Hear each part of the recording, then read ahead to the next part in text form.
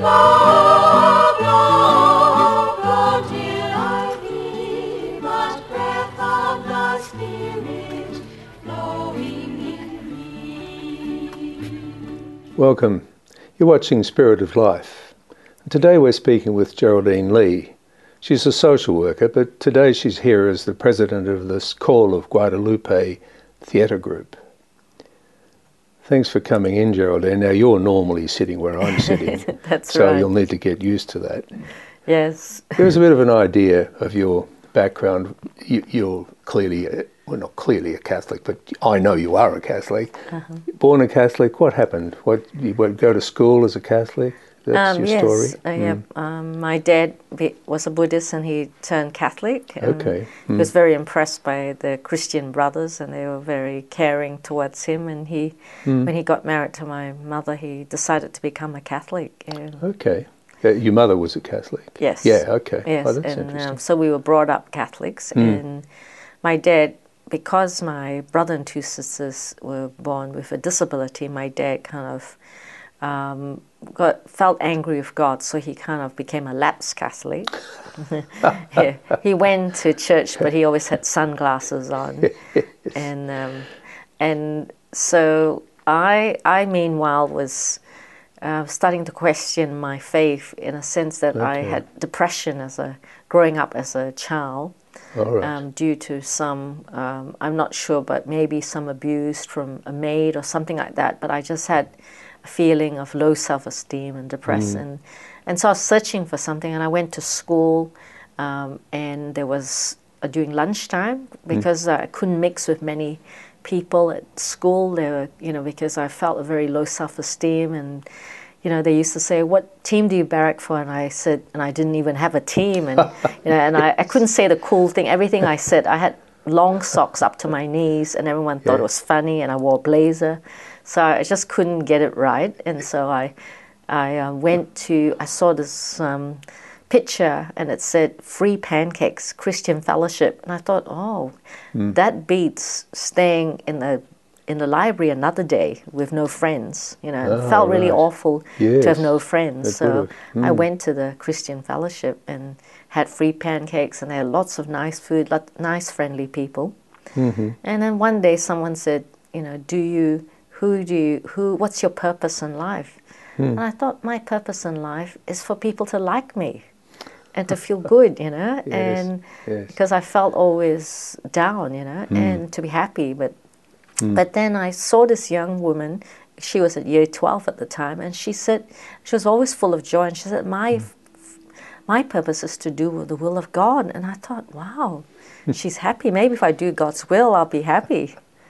So a few weeks later, they had a calling for who would like to receive Jesus, and I filled in a thing that said, I want Jesus #1 in my life. Good heavens. How old were you when you did that? When I was 14. 14, yeah. So that's a very beautiful start to your spiritual life.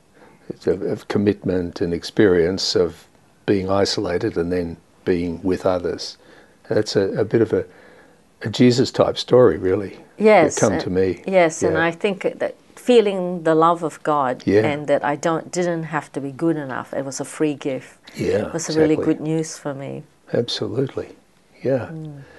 So that's a sort of, there's anxiety. You experienced anxiety up to that age. Yeah. Anxiety is very common in society today. What do you got to say about how do you manage anxiety from that spiritual perspective? Yeah, I think because I had low self-esteem, it meant that I couldn't sit in my own skin and feel, I felt I had to perform, to be the best in my class, to compete with them. And even though I had met Jesus, I suppose they say that when a fish is caught, you still have to be clean, or you still have to renew your mind. So I kind of loved God, but before I knew it, I was starting to do what I did before I met Jesus, which was try to earn people's love. And I was starting to do the same thing to God. I was trying to earn His love. So I had this anxiety, and I suppose it was not until I was hit with depression and had negative sort of down thoughts, even thought of suicide thoughts, because I was just not feeling good about my life and having kind of a false guilt.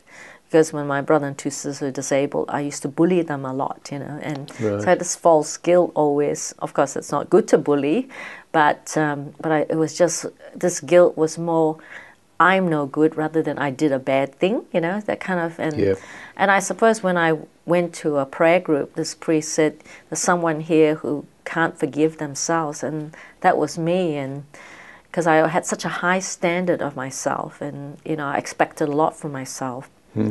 Having a high achieving dad who is very brilliant, and my sister who is very smart, I suppose I had this feeling like I had to be really, you know, brilliant. And but when I accepted Jesus, I really felt at peace, I suppose. And I suppose recently, because I'm a high achiever, I think you can deal with anxiety by focusing on the Bible and the pictures that they have in the Bible. And you know, one picture that really helped me was, you know, when you see Peter, he was walking across the lake, and then Jesus calmed the sea. You know, and sometimes in life you can't see why you have these waves, why things go wrong. But if we turn our eyes on Jesus, then we can focus. Okay, so but that's patches, isn't it? When you declared yourself to Jesus when you were 14 or so, and then you went through and you had depression and those other elements, and then you had another reawakening. Is that the story that you? Yes, I suppose I had depression as a child, and then once I got through that honeymoon period of meeting God, I sort of started going back to my old ways of thinking, which was I had to perform for. Now, not so much for my friends, but more for Jesus, that I had to perform for Jesus, and I had such a high benchmark that I never felt, you know, good about myself. Well, we'll go for a break, and when we come back, we'll talk about how good you feel about yourself now. We'll be back in a moment.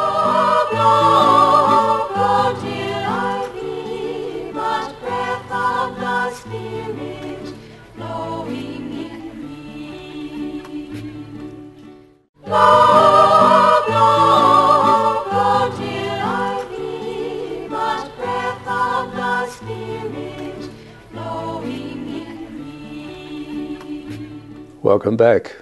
You're watching Spirit of Life, and we're speaking today with Geraldine Lee.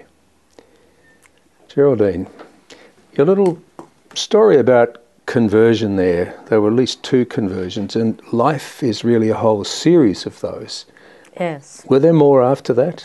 Oh, definitely. And like you said, it's, you know, there are different aspects you need to trust God on. And I suppose my human trait is towards trying to be perfectionist, always trying to improve myself. So because I have a tendency, that's part of my character, I need, I suppose, besides looking at Jesus in prayer, I need the Word of God, like through reading the Bible, to renew my mind, because my family come from high achievers. My dad was sort of top of his game with art and acting and, you know, drama and writing. So that right from a young age, you know, my teachers would say, "Oh yes, I know your father," and they would look at my artwork and they would look at my essays, and they were usually quite disappointed. But I did have performance anxiety too, you know, just having them watch you. It's not a very easy thing to go through. No, it's not. No, it's not. So you intimated earlier that you perhaps saw God doing that. You saw Jesus doing that. Yes, that also, I started to put that onto God, that thinking He expects a lot from me. And so part of my faith was just opening my heart to God and praying, and I suppose part of my journey was because of the depression, anxiety, that I did seek counselors, and they encouraged me to exercise and do, because I was at that time very involved in quite fundamentalist groups who were like, you know, it's all You don't need to sleep much, you don't need to eat much. It was all quite very, very hyper spiritual. So in a sense, I went back to the normal things like exercise, eating, sleeping, in a balanced way. Of course, I did that before, but I realized that I wasn't superhuman, that I didn't need to. So I did things, and because I studied social work during my journey of healing, I learned a lot about exercise, looking after yourself, praying, and I suppose doing praise and worship. So I find singing is a very good way of relaxation and de-stressing. Yeah. Okay, is that just any singing, or does it help also if the singing is spiritual singing in connection with your faith? Yes, I think if you're singing about negative things, it could incite, angry feelings and thoughts. So I find singing worship songs bring you to, I love one song that really helps me when I'm very stressed. And I think when you deal with stress, proclaiming and verbally speaking out positive things helps. So, and I like the part in the Bible that says, confess with your tongue, believe and you shall have. So I often sing that song, put on the garment of praise, take off the spirit of heaviness, and oh, glorify God. It goes, put on the garment of praise, take off the spirit of heaviness, glorify the Lord. So it sort of helps me. It's sort of singing positive affirmations to yourself. Yes. It'd be the way you're going. Now, anxiety, as we said at the start, is a very common ailment or affliction. The story that you're talking about there, that could work for a lot of other people, couldn't it? What would be the formula that you'd say a person who's already spiritual, already a Catholic, let's say? Yes. What would be the formula for that? I suppose praying regularly. Resting in the Lord, like resting in His presence, and I always forget that. But recently when I was praying, I saw this picture which was actually inspired my dad. One of his paintings had this chaos of all these horses that were fighting, and then someone in the corner of the painting just sitting and relaxing. And when I looked at that painting, I felt inspired that God was saying that if you sit in the knowledge of that you are loved by Jesus, you sit and you come from that place, whatever chaos is happening, you can still deal with it when you know who you are, that you are a daughter or son of God, and that you don't have to prove anything, you don't have to defend yourself, because you come from a place of rest in God's love. God, your true natural state. Yeah, you mentioned your father was a Buddhist. That painting sort of said something to me about the fact that maybe there was that, you might have touched some of that Buddhist, because peacefulness is what they aim towards. And so do you think that there might have been some of that influence? Yes, I think God uses our past, to help us to shape our future, So I suppose that's probably what led me to do social work and also do drama and help people with disabilities through theatre. Yeah. So you mentioned prayer, teach us how to pray when you get the Lord's Prayer. We're not doing that bit. What do you suggest a prayer should look like? How should a person pray? I think you go through different times in your life. For me, there were times when I was depressed that just said prayers, just reading prayers from that others helped. Then at different times, spontaneous prayer, and at times reading the scriptures or listening to music chants, of prayers. So it's like psalms. Yes. Sounds are very, very effective. So chanting, reading, praying, they're all focusing activities, aren't they? They're focusing. What do you think they're focusing on? What's it you're focusing towards? Towards God, but... Towards God. Yeah. And I think it's an awareness of... Because I think part of being a Christian is also facing one's humanness. Yes, I have feelings of anger. I acknowledge those things. Like God makes us aware of our sin or things we've done wrong. But He also gives us a conviction that He loves us, and then we can release the the guilt, release the fear and worries, and focus on Jesus' love.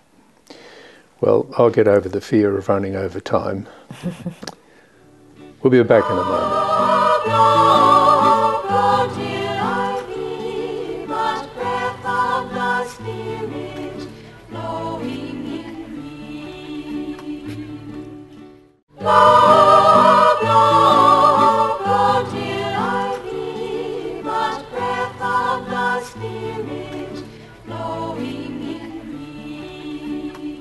Welcome back. You're watching Spirit of Life, and we're speaking with Geraldine Lee. And one of the things, Geraldine, is the president of the Call of Guadalupe theatre group. And we'll talk about that now, actually. Geraldine, you spoke before about all the things that can help people, particularly disabled people, but people who are in anxiety. One of the things you touched on was actually theatre. Yes. Now, you've got a commitment to that. I just mentioned it.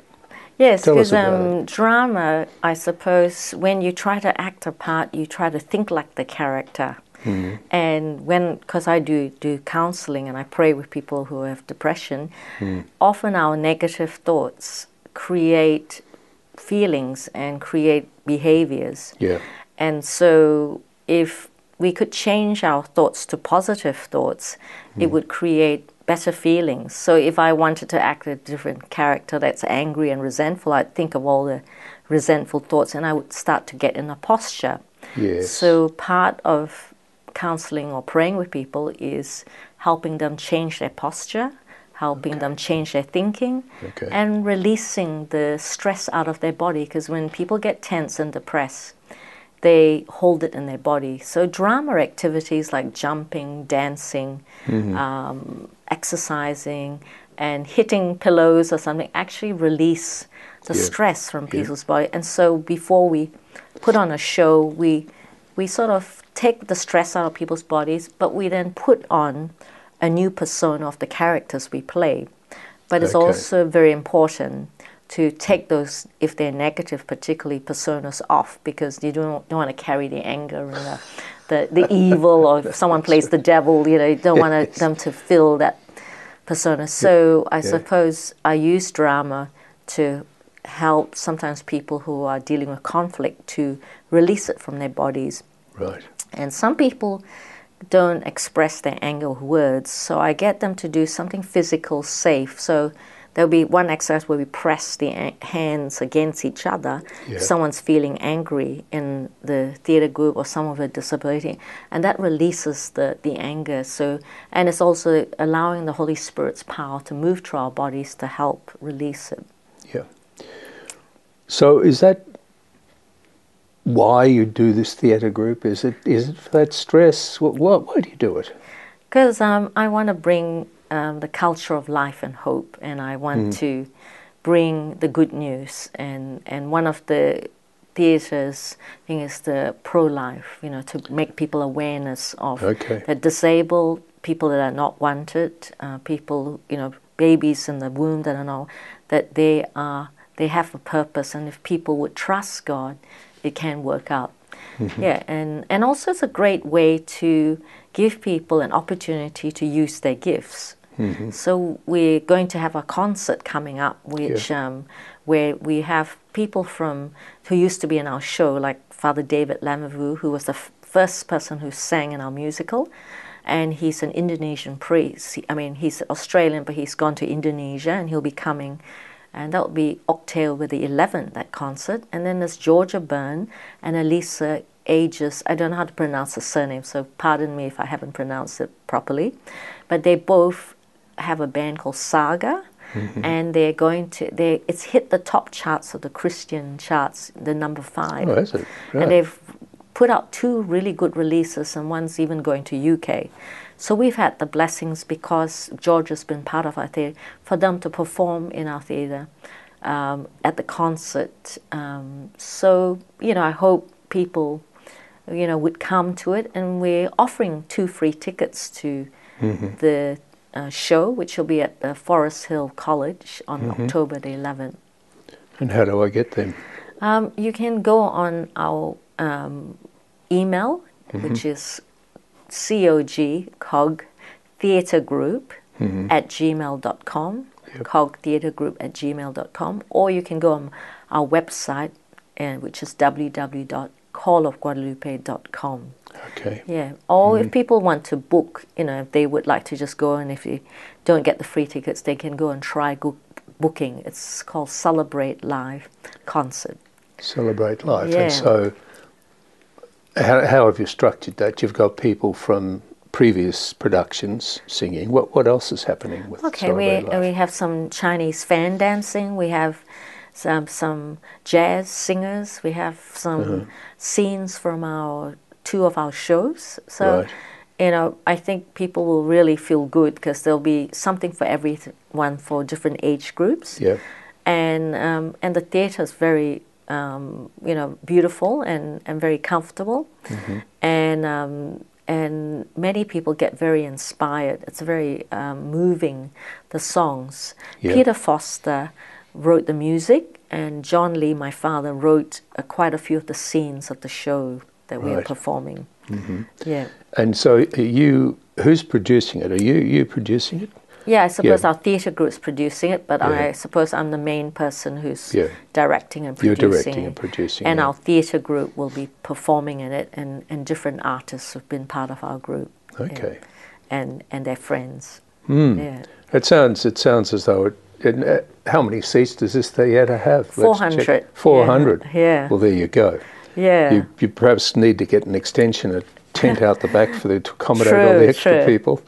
Yes, and also because I'm concerned about people who have anxiety, because that was what I said.